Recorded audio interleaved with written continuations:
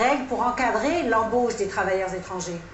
Oui, de nouvelles mesures, Céline, qui devraient permettre à ces travailleurs qualifiés de l'étranger d'entrer plus facilement au Canada s'ils sont aptes à travailler dès leur arrivée au pays. Ça, c'est quand même une bonne nouvelle pour les gens d'ici parce que jusqu'ici, ils étaient en concurrence directe avec cette main-d'œuvre de l'étranger qui, bien souvent, on l'a vu dans le reportage, les font payer beaucoup moins cher. Il y a quand même des critères à respecter. Il faut avoir au Canada, Céline. Très bien, merci beaucoup, Frédéric. Au revoir. Et c'est un dossier qui risque d'alimenter les craintes de ceux qui dénoncent la vente d'entreprises canadiennes à des intérêts étrangers. Celle de la pétrolière Nexen, approuvée vendredi par Ottawa, continue de soulever bien des interrogations sur les règles du jeu notamment. Voici Marc Godbout. Devant l'industrie pétrolière et des investisseurs, le ministre de l'Énergie s'est empressé de rassurer les marchés. My message to you. Devant ce que l'opposition appelle le flou des conservateurs, le Premier ministre a défendu ce qu'il considère l'approche équilibrée de son gouvernement. Le Canada demeurera ouvert aux entreprises, mais cela ne signifie pas que le Canada est à vendre à des gouvernements étrangers. Il n'y a pas de décision. Le gouvernement admet qu'il se garde une marge de manœuvre. C'est une décision discrétionnaire du ministre, mais the developments very closely to see how investment does. Marc Godbout, Radio-Canada, Ottawa. Ici Catherine Mercier à Pékin. Plus tard au téléjournal, la corruption. Les nouveaux dirigeants chinois ont promis de s'y attaquer en priorité.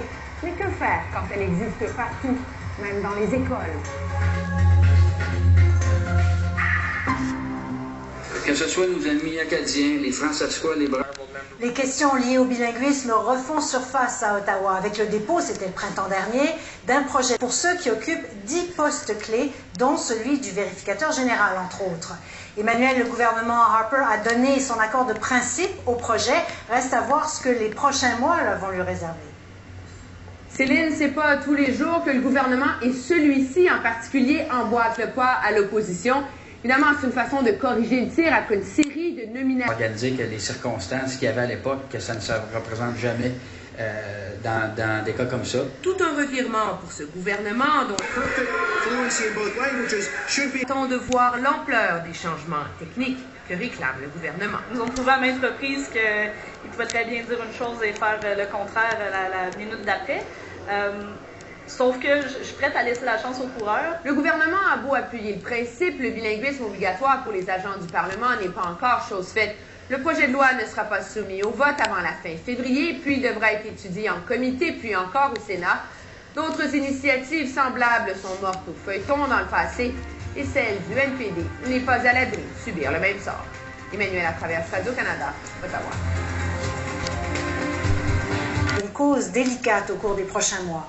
Le plus haut tribunal du pays devra déterminer si ce sont les médecins ou encore la famille d'un patient qui pourront décider de mettre un terme au traitement prodigué à une personne maintenue en vie artificiellement.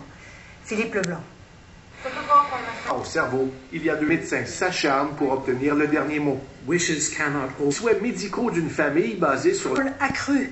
1 an après l'adoption à l'unanimité d'une loi à l'Assemblée nationale, une entente en ce sens vient d'être signée par le Collège des médecins et l'Ordre des pharmaciens. En vertu de cet accord, qui doit entrer en vigueur au printemps, les pharmaciens pourront, entre autres, prescrire certains médicaments.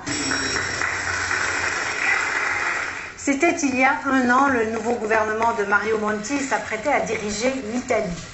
Or, 1 an plus tard, le pays est de nouveau plongé dans une crise politique.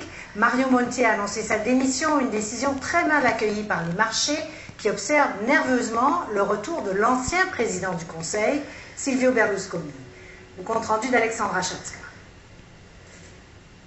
La bourse de Milan qui recule, la dette italienne qui se transige de une respectabilité au plus bas, veut avant tout échapper un temps aux poursuites judiciaires qui se sont multipliées contre lui, dit cet analyste, et veut redonner du poids à son camp politique. Se tiennent en Italie au printemps prochain. Leur précipitation pourrait avoir comme effet de lancer l'Italie et toute l'Europe dans une nouvelle phase d'une crise, à l'issue incertaine. Alexandra Chatska, Radio-Canada, Paris. Bonsoir Gérald. Bonsoir Céline. Donc un contexte économique très difficile là, en Italie, la situation est préoccupante. Ça fait 5 trimestres de suite que nous sommes en décroissance en Italie. Donc c'est déjà que l'OCDE affirme que les prochains mois seront difficiles en raison de la confiance qui est basse, du resserrement du crédit, de l'austérité.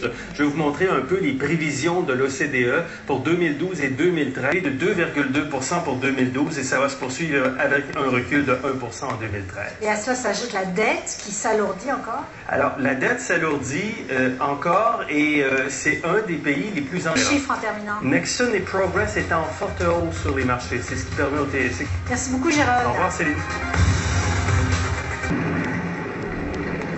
Vous savez, plusieurs régions de l'Est du pays se sont réveillées sous la neige ce matin.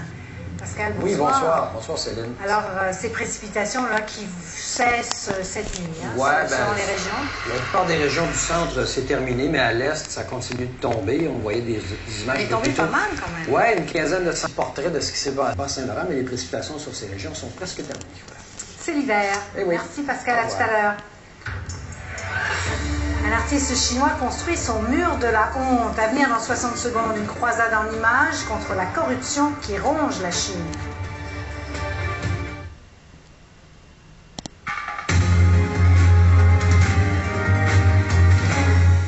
Le courage des villageois de Wuhan avait fait le tour du monde l'an dernier, tellement il est rare de voir des Chinois dénoncer haut et fort la corruption. Et pourtant, elle est très répandue, profondément enracinée, même dans certaines traditions chinoises.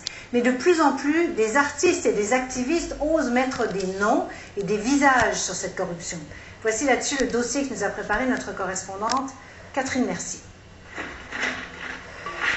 On pourrait dire qu'il s'agit du mur de la honte. Fin en 2010 à 2008, de 16 à 18 000 employés du gouvernement et des compagnies d'État auraient sorti clandestinement de la Chine plus de 120 milliards de dollars. Le rapport avait été mis en ligne par erreur et a rapidement été retiré.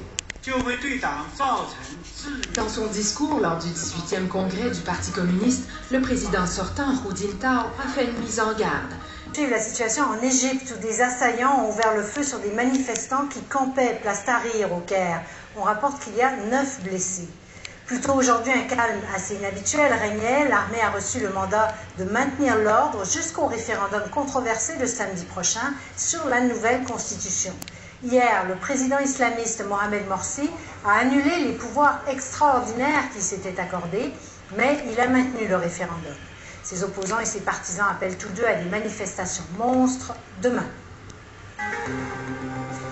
À New York, un accord à l'amiable a été conclu entre Nafissatou Diallo et l'ancien patron du FMI, Dominique Strauss-Kahn. L'ancienne femme de chambre du Sofitel accusait Strauss-Kahn au civil d'agression sexuelle. Un organisme de défense des animaux a publié des images chocs qui témoignent des mauvais traitements subis par des truies dans une porcherie du Manitoba. On y voit entre autres des truies enceintes entassées dans des cages de maternité. Des images qui pourraient déranger certains d'entre vous. Les précisions de Benoît Giasson. Ces images sont les règles plus exigeantes pour les cages de gestation dans les porcheries. Benoît Giasson, Radio-Canada, Montréal. Découvrir le vaudou grâce à ceux qui le pratiquent aujourd'hui.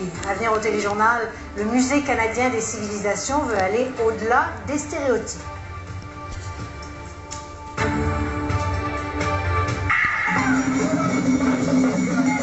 Culturelle, Nathalie Cloutier nous parle d'abord de James Bond.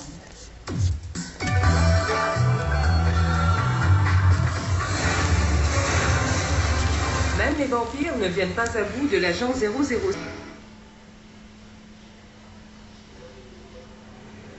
Bonsoir Pascal. Bonsoir Céline. Alors il y a du temps froid là, qui va suivre dans l'est du pays. Exact, du temps plus froid. Après la neige, la pluie verglaçante. Alors la neige maintenant continue de tomber sur l'herbe.